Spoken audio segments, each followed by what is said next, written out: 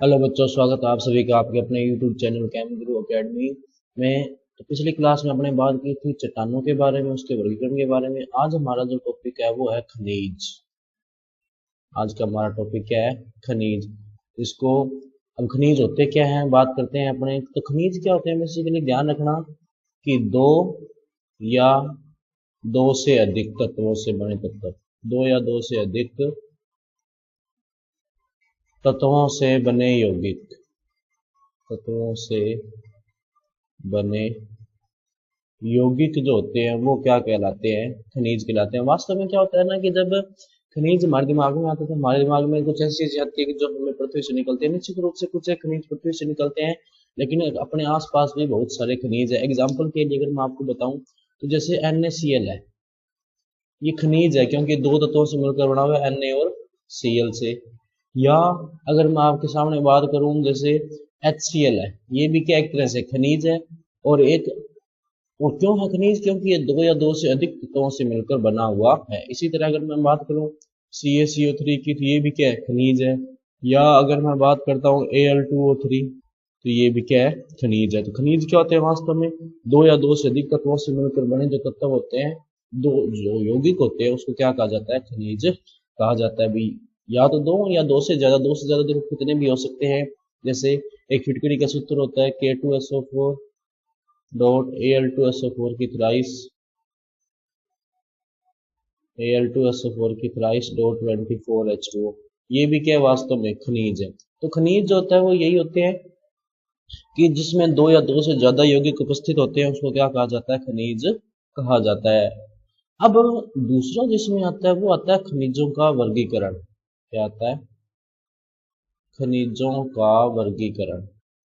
ये थोड़ा ज्यादा इंपॉर्टेंट है क्योंकि परिभाषा देखो पूछे ना पूछे कोई जरूरी नहीं है, लेकिन इसका जो वर्गीकरण है वो जरूर अपने को आना चाहिए। अब होता क्या है देखो, तो खनिजों का वर्गीकरण दो आधार पे कर सकते हैं अपने। एक तो उत्पत्ति के आधार पे, इसके आधार पे, उत्पत्ति के आधार पे। और दूसरा कर सकते हैं रासायनिक संगठन के आधार पे। इसके आधार पे किया जा सकता है रासायनिक संगठन के आधार पे। ध्यान देना, खनिजों का वर्गीकरण दो तरह से संभव है, एक तो उत्पत्ति के आधार पर, एक रासायनिक संगठन के आधार पे। तो ध्यान रखना बच्चों, जो उत्पत्ति के आधार पे जो खनिज होते हैं वो दो प्रकार के होते हैं। कौन कौन से? एक तो प्राथमिक, और दूसरे जो इसमें आते हैं वो आते हैं द्वितीयक। कौन से आते हैं? द्वितीयक। एक तो प्राथमिक खनिज और एक द्वितीयक खनिज। और रासायनिक संगठन के आधार पे देखो बहुत सारे होते हैं। देखना, इसमें कई सारे हो जाएंगे। जैसे पहले मैं आगे अगर इसमें बात करूं तो वो इसमें आएंगे तत्व। क्या आएंगे बच्चों? ध्यान देना, तत्व। दूसरे इसके अंदर जो आएंगे वो आएंगे ऑक्साइड। क्या आएंगे? ऑक्साइड। तीसरा जो इसके अंदर आएगा वो आएगा कार्बोनेट। क्या आएंगे? कार्बोनेट। चौथा जो इसमें आएगा वो आएगा फेल्सपार। कौन से आ जाएंगे? फेल्सपार। उसके बाद में आ जाएगा माइका। फिर कौन सा आ जाएगा? माइका। माइका के बाद में जो अगला इसमें आएगा वो आएगा एपेटाइट। कौन सा आएगा? एपेटाइट। और सबसे लास्ट में अपने कह सकते हैं जो इसमें आएगा वो आएगा हॉर्न ब्लेड। क्या? हॉर्न ब्लेड आएगा। ठीक है, ये जो इसमें कुछ है खनिजों का वर्गीकरण है। तो खनिजों का वर्गीकरण दो आधार पे, एक तो उत्पत्ति के आधार पे और एक रासायनिक संगठन के आधार पे। उत्पत्ति के आधार पे दो, प्राथमिक और द्वितीयक, और रासायनिक संगठन के आधार पे दो। अब देखो होते कौन से हैं? प्राथमिक कौन से होते हैं? अब प्राथमिक जो खनिज होते हैं वो होते कौन से हैं? देखना कि ऐसे खनिज जो उसी टाइम बन गए थे जिस टाइम चट्टानें बन रही थी। ऐसे खनिज जो उसी टाइम बन चुके थे, जो जब क्या बन रही थी? चट्टानें बन रही। देखो अपने चट्टाने वाले चैप्टर में किया था, जो चट्टाने वाले टॉपिक किया था, कि उसमें क्या होता है कि शुरुआत में लावा के पिघलने से, लावा पिघला हुआ था और उसके ठंडा होने से जो चट्टानें बनी उसको बोला था अपने आग्नेय चट्टानें। उन चट्टानों से टूटकर जो खनिज बने हैं, उन चट्टानों से टूटकर जो खनिज बने उसको क्या कहा जाता है? प्राथमिक खनिज।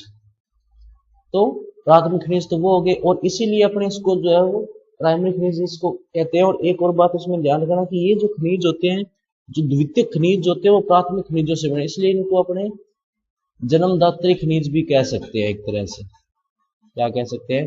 जन्मदात्री खनिज। जन्मदात्री खनिज इसलिए कह सकते हैं क्योंकि ये जो द्वितीय खनिज है ये इन्हीं प्राथमिक खनिजों से बने हैं। अच्छा, एक और बात इसमें ध्यान रखना बच्चों कि जो प्राथमिक खनिज होते हैं, कौन से प्राथमिक खनिज होते हैं, इनका आकार जो होता है ना वो ध्यान रखना भाई। प्राथमिक खनिजों का जो आकार होता है वो होता है 0.002 mm से अधिक। क्या होता है? आकार जो इनका होता है वो क्या होता है? 0.002 mm से अधिक होता है। और या इसको आप ये कह सकते हो अभी 2 माइक्रोन से अधिक होता है। एक ही बात है दोनों, ठीक है। और उसके बाद में अगर इसकी मैं बात करूं एग्जाम्पल की, तो एग्जाम्पल इसमें बहुत सारे हैं, जैसे क्वार्ट्ज हो गया, क्वार्ट्ज हो गया। उसके अलावा इसमें मस्कोवाइट हो गया, मस्कोवाइट हो गया, या बायोटाइट हो गया। बुक में आपके बहुत सारे एग्जाम्पल मिल जाएंगे, आप आराम से देख सकते हैं। अच्छा, ये तो हो गया प्राथमिक खनिज। द्वितीय खनिज कौन सा होगा वो देखो, द्वितीय खनिज। तो द्वितीय खनिज वही है जो प्राथमिक खनिजों के टूटने से बने हैं। उसमें या तो कोई रासायनिक परिवर्तन हो गया, या कोई भौतिक परिवर्तन हो गया, या कोई जैविक परिवर्तन हो गया। तो प्राथमिक खनिजों के टूटने से या उसमें कोई भौतिक, जैविक या रासायनिक परिवर्तन होने से जो खनिज बने वो कौन से हैं? द्वितीय खनिज। और इनका जो आकार होता है वो 0.002 mm से कम होता है। ये इंपॉर्टेंट बात है, आप ध्यान रखना। या इसको आप ऐसे भी कह सकते हो कि 2 माइक्रोन से क्या होता है? कम होता है। अगर इसके एग्जाम्पल की बात करें तो देखना इसमें एग्जाम्पल आएगा अपने जिप्सम, इलाइट, केओलिनाइट, केओलिनाइट और मॉन्ट मोरिलोनाइट, मॉन्ट मोरिलोनाइट, ठीक है।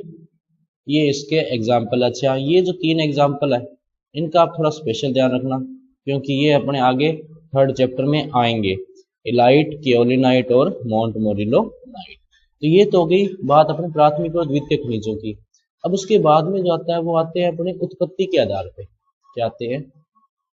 उत्पत्ति के आधार पे। उत्पत्ति के आधार पे तो होगी, ये अपने करते हैं इसके बाद में रासायनिक संगठन के आधार पे। इसके आधार पे करते हैं रासायनिक संगठन के आधार पे। रासायनिक संगठन के आधार पे पहले आते हैं तत्व। तत्व में वो आएंगे जो हमेशा शुद्ध अवस्था में होते हैं, जैसे कि सल्फर हो गया, या उसके अलावा जो सोना हो गया, ये सारे हो गए। और दूसरा इसके अंदर जो आते हैं वो आते हैं ऑक्साइड। कौन से आते हैं? ऑक्साइड। ऑक्साइड में वो आएंगे जो ऑक्साइड के रूप में पाए जाते हैं। एग्जाम्पल इसमें ध्यान रखना, जैसे क्वार्ट्ज हो गया, क्वार्ट्ज हो गया, मैग्नेटाइट हो गया, या हेमेटाइट हो गया। ये सारे इसके एग्जाम्पल हैं। उसके बाद में जो आता है वो आता है कार्बोनेट ग्रुप। क्या आता है? Carbonate group. कार्बोनेट ग्रुप में कौन कौन से हैं वो देख लो आप। तो कार्बोनेट ग्रुप में जो सबसे पहला आता है वो आता है calcite, dolomite, calcite, dolomite, calcite हो गया, डोलोमाइट हो गया, मार्ल हो गया, ये सारे इसी में आएंगे। अच्छा, उसके बाद में जो इसमें आता है कार्बोनेट के बाद में वो आता है इसके अंदर माइका ग्रुप। तो माइका में भी ध्यान रखना 2 होते हैं। तो पहले फेल्सपार कर लेते हैं, जब 2 है ही तो आता है इसमें फेल्सपार। क्या आता है? फेल्सपार। अच्छा, फेल्सपार में फिर आगे 2 टाइप के होते हैं। ये कौन कौन से होते हैं देखो फेल्सपार में। हाँ, फेल्सपार में 2 प्रकार के होते हैं। ये अपने यहाँ लिख लेते हैं, थोड़ा नीचे, एक थोड़ा ऊपर लिख लेते हैं। फेल्सपार में 2 होते हैं, कौन कौन से हैं ध्यान रखना। एक तो होता है ऑर्थोक्लेज। क्या होते हैं? ऑर्थोक्लेज। एग्जाम्पल इसका ध्यान रखना आप, फेल्सपार। एग्जाम्पल क्या आता है? फेल्सपार।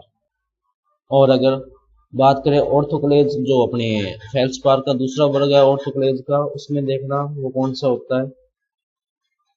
ये आता है अपने पेंजियोक्लेज। क्या आता है? पेंजियोक्लेज। अच्छा, पेंजियोक्लेज में क्या होता है? पेंजियोक्लेज में भी देखो एग्जाम्पल जो है वो फेल्सपार ही है। एग्जाम्पल क्या है? फेल्सपार है। अब आप कहोगे दोनों में फर्क क्या है, तो अपने बात करते हैं अभी दोनों में फर्क क्या है।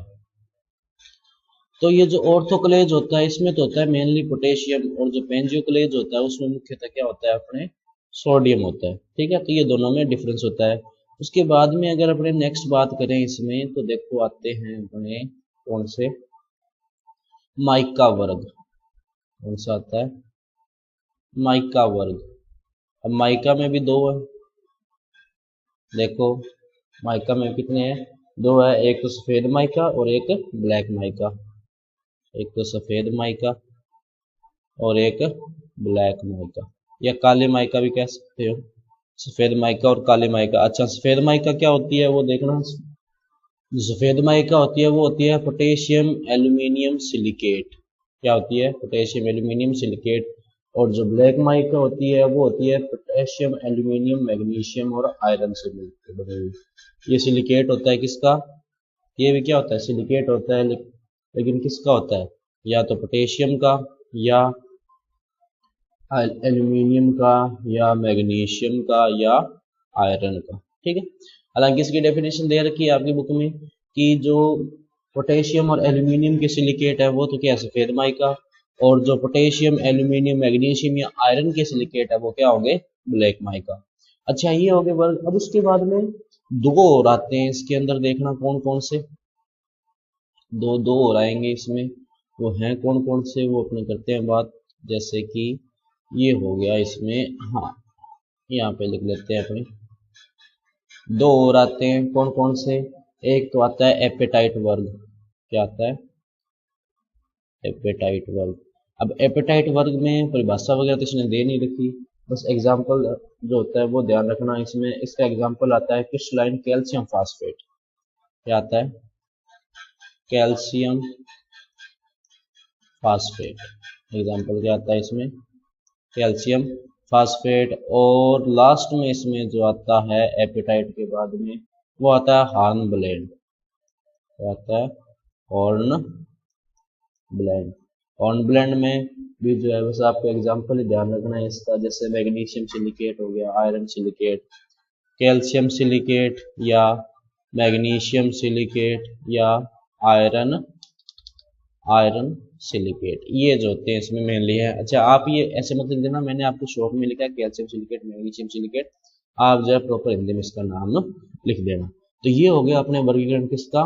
खनिजों का। पहला वर्गीकरण अपने किया था उत्पत्ति के आधार पर, प्राथमिक और द्वितीयक, और फिर आया रासायनिक संगठन के आधार पे। तो बच्चों आज की क्लास में इतना ही। अगर आपका कोई डाउट हो तो आप हमें कमेंट सेक्शन में पूछ सकते हैं, और आपका अगर कोई सजेशन है तो हमें बता सकते हैं। अगर आपको ये वीडियो अच्छा लग रहा है तो आप इसको लाइक कर सकते हैं। आपको इसमें कोई सुधार लग रहा है तो आप हमें बता सकते हैं। और अगर आपने सब्सक्राइब नहीं किया है तो ज़रूर सब्सक्राइब कर लेना, क्योंकि अपने जो है वो रेगुलर बेसिस पे इस तरह की क्लासेस जो है वो लेकर आते रहेंगे। तो आज की क्लास में इतना ही, मिलते हैं अगली क्लास में। तब तक के लिए पढ़ते रहिए। नमस्ते।